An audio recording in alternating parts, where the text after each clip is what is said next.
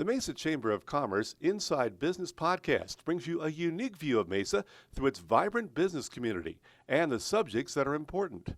The podcast is produced in the Mesa Chamber of Commerce Media Studio, sponsored by the University of Phoenix. Our podcast is hosted by Mesa Chamber of Commerce CEO Sally Harrison. Please enjoy this episode of the Mesa Chamber Inside Business podcast. Welcome to the Mesa Chamber of Commerce Inside Business podcast. My name is Sally Harrison, and I'm the CEO of the Mesa Chamber of Commerce.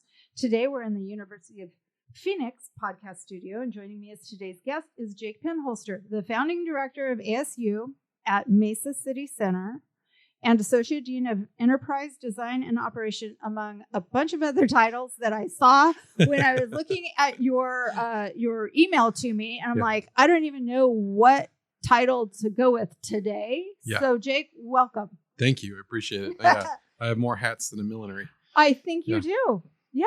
But it's an exciting time. I can't talk. I'm so excited. We got to go to the groundbreaking last week. So I think we need to talk about Mesa City Center. Great. That's all I talk about. Yeah, so I bet it is. Works. Well, last week's groundbreaking was fun, and it was definitely different than some of our other groundbreakings and our ribbon cuttings and things that we do. Let's talk about the background of this project and how did this all get started? Sure. I think the deep background, and the mayor and the president talked quite at length at the groundbreaking last week about it. It started off, I think, on the mayor's first week in the job. Right. He met with President Crow and said, we want to bring ASU to downtown Mesa, and President Crow, in standard President Crow fashion, was like, absolutely, let's do it. And we'll figure out the details later. And that's been a long process, and there's been some hiccups and false starts and bumps in the road as with any complex project. But the final sort of like the starting gun really happened last year, mid last year, when the city council approved the funding and the site. And we've been hammering away on this building ever since and building programs and trying to bring new things here. And we're now excited. There's almost exactly 2 years until it opens. That is exciting. And it's literally a block and a half from us. Yeah. Even cooler, huh? You will be able to see it from here. Yes, we will. Well, what can we expect from the new building? So this is going to be a really exciting space, both for students and for the Mesa community alike. It's going to be a top-of-the-line media production and emerging media technology center, but that's combined with a community space that includes amenities for the public and showcase and display spaces. So it's got two high-end movie theaters in the space, basically all 8K projection and Dolby Atmos sound focused, which will be serving the film students and post-production during the day and for lecture classes, but then open to the public at night for screenings and special events, also set up for esports, lectures, and panels. It's got a 60-foot by 60-foot wide by 40-foot tall performance and installation and emerging media space called the Enhanced Immersion Studio, which will be able to model other worlds or see a performance or go and see a gallery exhibition. It's got a community space that's primary use is for community meetings and brainstorming sessions, an ideation studio that's built like the perfect space for brainstorming or starting a new venture. It's got a fabrication lab that will be open to the public. It's got a massive high-resolution 70-foot diagonal LED screen on the outside of the building that we can use for screening movies in the park, which will be next door. It's the whole. It'll have a cafe in it, which we're still trying to figure out who the actual provider for the cafe is, but we're hoping for a Mesa or at least East Valley local food provider. That's awesome. So the whole space is going to be activated 24 hours a day, 7 days a week. Okay, so this is off topic maybe a little bit from our questions, but is this like all stuff that you've been dreaming of for the last few years, or is this a combination of your dreams and others? I mean, I assume there's a team that's been working on this. Yeah, it's a big team, and part of it is the city's and the city manager's office doing their work, and the team with Jeff McVeigh and the group there that works on downtown revitalization. Some of it's been based on community engagement workshops and our relationships with city organizations like Mesa Art Center and the Idea Museum. And some of it's just been what ASU's been dreaming of for a long time, particularly to support the film program, which is in relatively nice but still leased temporary space right now. So film really hasn't had a home since it was born in 2005. So having a suite of top of the line sound stages and recording studios. That's exciting. Is like everybody's literally some of the film faculty were at the groundbreaking last Friday. They were in tears. They were literally tearing up and thinking about how they're looking forward to having the space.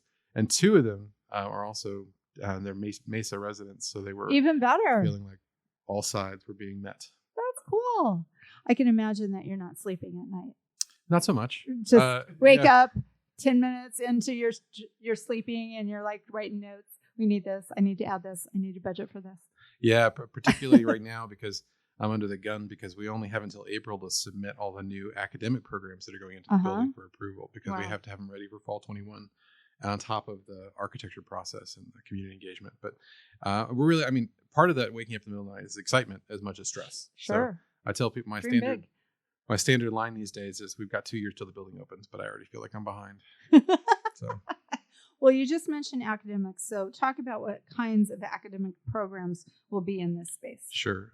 By far, the largest academic program, especially in year one, will be the film and media production program. Mm-hmm. We have, I think, 750 or so students in that program right now or in various parts of that program. Wow. And so that'll be the bulk of the first year population. The other programs, though, I'm more excited about because it's new and I get to help make them. Sure. But there will be a suite of master's degree programs that are focused on emerging media technologies. There'll be a program that is partnered with the engineering college in building new technologies and programming. There'll be a program in content and storytelling. So people who know how to use these technologies to make new immersive experiences to tell and visualize new futures. And there'll be another program that's focused on understanding futures and doing research and doing scenario development so that we can help essentially use these technologies that are primarily used for entertainment at the moment to help societies, neighborhoods, corporations, industries imagine new futures. So we're really, one of the things that makes this program really unique is the ability not just to use these emerging media technologies for entertainment or for gee whiz type technology implementations, but actually to serve a real social good. So we can work with a neighborhood to help tell the story of their 20-year future, or we can work with the city of Mesa to look at alternative scenarios for different ways of looking at housing or transportation for 20 years out, or we can look at the future of the climate and think of all the different things that could happen in different scenarios over the next 100 years and model those all and make them experiential environments that people can actually feel and touch and see. That's very cool. Yeah, we're excited. It's going to be 2 years though. Come on. I know. I know. Trust me. A long time from now. Trust me. If I could have it be tomorrow, provided that also I would have done everything I needed to do between now and then, I would have it be tomorrow. That's awesome though. How are you going to engage with Downtown Mesa? So we've already started to engage with Downtown Mesa in some pretty significant ways. So we've got several major recurring programs planned with the Mesa Arts Center. So cool. Emerge, which is our festival of arts in the future. The subtitle is Artists and Scientists Design the Future. There's our Emerge 2020 will happen in March. It'll happen on the Mesa Arts Center campus. It's going to be an incredible program that's focused on the future of food called Eating at the Edges. So we're going to have all sorts of different exploration. I'm intrigued. Yes. All sorts of exploration of the way food systems and food service and the nature of food will change over the next 10, 20, 50, 100 years, which is really exciting to us. I think that's a really fun and experiential thing for people to happen. We're going to be at Southwest Makerfest on February 15th, showing off VR experiences at the building. We've started some recurring programs at the Idea Museum. I just have hired, thankfully, finally, a program manager to work with me on community engagement, who is Johanna Richards, who is coming from Catholic Charities, who's been here for a long time, really involved in the community. So you're gonna see more and more of us around downtown and around Mesa in general. That's great. Talk about what's next for ASU and downtown Mesa. Well, I will say if it was up to the mayor and the president, we'd already have a full campus here. We're a number of steps away from that. But the intergovernmental agreement that we signed with the city and was approved by the council last year has the additional sites that are set aside for new buildings after this one, provided we meet some certain benchmarks in terms of economic development and population of the building. But we're really excited to see what 7-8 years in the future looks like, where we have multiple buildings and we see a true new era in downtown housing and retail and economic development, in addition to student engagement, student retention, ways of engaging high school students and the youth. One Cool. of the things we're really excited about is engaging with Mesa Public Schools Mm-hmm. and developing programs and buildings that engage with youth in these new media technologies and engineering in the arts.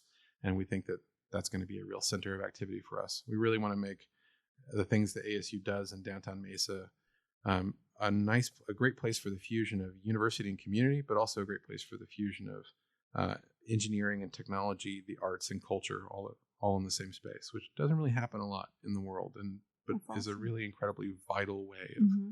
of thinking about academic programs and the way they can interact with the Very world around it. exciting. So what is the timeline? I mean, if everything goes as planned for the first phase, that Mhm. first building's up, do you literally break ground on the second building after the first one's completed? That would be nice. Not that I'm pushing. That would be nice. And it's not impossible. This university and this city are highly motivated and move quickly. Yes. I would say that the most likely was that we'll hit a 3-year benchmark Mhm. that's written into the IGA, and then that probably will start a new process. Okay. So we're probably looking at 2025 or so before there's a second building in place. But I'm just being conservative with that estimate because Michael Crow is a force of nature. There's Yes, a yes. lot of excitement. There's a lot of motivation. So if all goes like I think it'll go, we might see something earlier too. That's awesome. Don't hold me to it though. This is purely Jake Pinholster's opinion, not an official statement Thank you on for the behalf of Arizona disclaimer. State University. Well, what else do you want to add? I mean, there's so much going on just in general with ASU. We love having Poly and Mesa. Obviously, we're excited about this new downtown campus, but what else? I mean, I've heard Dr. Crow in the last 2 months, 2 or 3 times now with, his vision, and it's pretty exciting when you hear him talk. Mhm. What else is going on? I think the one thing I would add for this particular audience, for the Mhm. Chamber's audience, is we really want to engage with downtown in particular, but Mesa's larger community of business owners and entrepreneurs. Like this building that I'm responsible for, the ASU at Mesa City Center building, is not going to be the primary site for entrepreneurship and innovation in this new complex. But there is a site just to our north, the Innovation Studios building, Mhm. which ASU and Jimmy Choi from ASU Entrepreneurship and Innovation will be deeply engaged in. And she and I are both working with the architecture team to renovate it. But that building, which is the renovated IT building, the historic Right. library, will Mhm. have an incredible center for helping new ventures get started, for helping people learn more about entrepreneurship and innovation and creative enterprise. So if there are business owners or would-be entrepreneurs out there that want to see how they can get engaged with Mesa or ASU in Mesa, particularly if you're in the technology fields or Mhm. related to media production, we definitely want to talk to you, and they should reach out to me directly. Awesome. So how would they reach out to you? You can email me directly at jpinhols@asu.edu. There you go. You heard it here first. Excellent. Anything else? That's it. Because there's a lot going on. Maybe we can meet again and have some updates. I'm sure if we wanted to dial down a little further, I could spend the next hour and a half here, but I think that's probably a pretty Let's good split it up so it's more than one podcast. I'll come back. Okay, that sounds good. We look forward to an update in the next few months about kind of where we're at and the progression, and if there's any additions or changes, anything people can start getting excited about. And I assume at some point there will be more information that we can get out, like through our social media too, for you.